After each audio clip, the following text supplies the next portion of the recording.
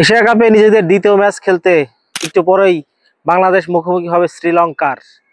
প্রথম ম্যাচে বাংলাদেশ হংকংকে উড়িয়ে দিয়ে শুভ সূচনা করেছে। আজ দ্বিতীয় ম্যাচে বাংলাদেশের একমাত্র লক্ষ্যই হচ্ছে জয়। জয় নিশ্চিত করে বাংলাদেশ সুপার ফোরও নিশ্চিত করতে চায়। সাথে সাথে এই ম্যাচে বাংলাদেশের কি স্ট্র্যাটেজি হতে পারে, বাংলাদেশ কিভাবে খেললে এই ম্যাচ জেতা সম্ভব, সেই আলোচনাই করব আজকে। দেখেন, দুবাইয়ের মাঠে টস একটা খুবই গুরুত্বপূর্ণ একটা ফ্যাক্টর।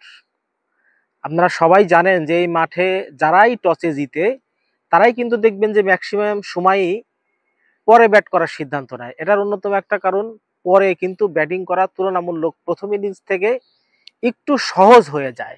সেই কারণেই প্রথম ম্যাচে বাংলাদেশ টস জিতে কিন্তু আগে বোলিং এর সিদ্ধান্ত নেয়। যদিও বাংলাদেশের বোলিংটা ওইভাবে খুব একটা ভালো হয়েছিল না, তবে আশা করি আজকে শ্রীলঙ্কার বিপক্ষে বাংলাদেশ অত্যন্ত ভালো বল করবে এবং শ্রীলঙ্কাকে যত সম্ভব যদি আগে আগে বল করে বাংলাদেশ, তাহলে যত কম রানে অল আউট করা যায় বাংলাদেশের জন্য কিন্তু ততই সুবিধা হবে।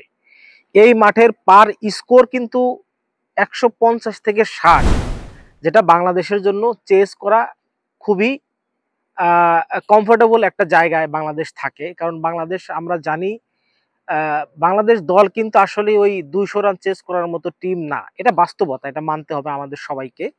বাংলাদেশ আগে ব্যাট করলেও যে একেবারে 210-20 রান করে বিশাল স্কোর প্রতিপক্ষকে সামনে দিতে পারবে, এরকম টিম বাংলাদেশ না। বাংলাদেশ আসলে মাঝারি মানের একটা দল, এটা আমরা সবাই মেনে নিয়েছি।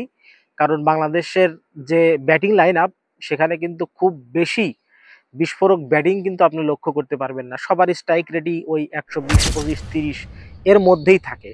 তাই আমরা চাইবো যে বাংলাদেশ শ্রীলঙ্কা যদি আগে ব্যাট করে তাহলে যত সম্ভব কোপ রানে 150-র মধ্যে যদি আটকে রাখা যায় তাহলে বাংলাদেশ হয়তো জয়ের সম্ভাবনা বেশি থাকবে। এখন যদি বাংলাদেশ আগে ব্যাট করে সেক্ষেত্রে কি হইতে পারে? দেখেন, আগে ব্যাট করলে বাংলাদেশ আমার ধারণা হয়তো 160-70 যদি দিতে পারে তাহলে ম্যাচটা হয়তো বাংলাদেশ ডিফেন্ড করতে পারবে। তখন বাংলাদেশের বোলিং লাইন আপ রিসেন্ট টাইমে কিন্তু খুবই ভালো।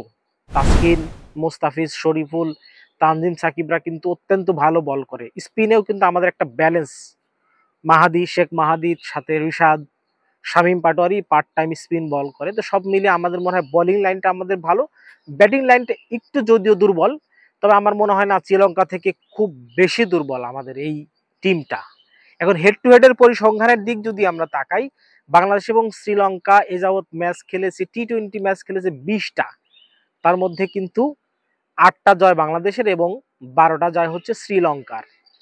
তবে সবচেয়ে কনফিডেন্স দিবে হচ্ছে বাংলাদেশের লাস্ট যে সিরিজটা শ্রীলঙ্কার মাটিতে খেলছে, সেই সিরিজ কিন্তু বাংলাদেশ 2-1 জিতে নিয়েছে। তো বাড়তে একটা আত্মবিশ্বাস কিন্তু বাংলাদেশের অবশ্যই থাকবে।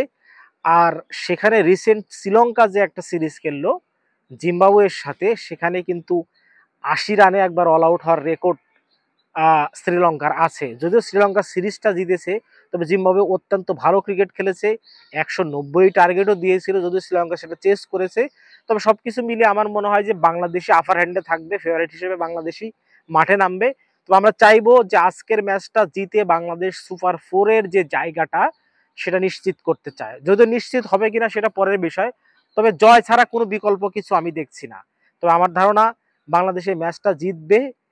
কোটি কোটি বাংলাদেশের যে সমর্থক আছে তাদের যে আশা সেটা অবশ্যই পূরণ করবে। আর মাঠে সমর্থন দিতে দুবাইয়ে যারা প্রবাসী বাঙালি রয়েছেন তারা কিন্তু জানেন, প্রথম ম্যাচেও আমরা দেখেছি বাংলাদেশে খেলার দেখার জন্য তারা কাজ বাদ দিয়ে মাঠে ছুটে এসেছেন। অনেকে টিকিট পেয়েছে, অনেকে টিকিট পায়নি।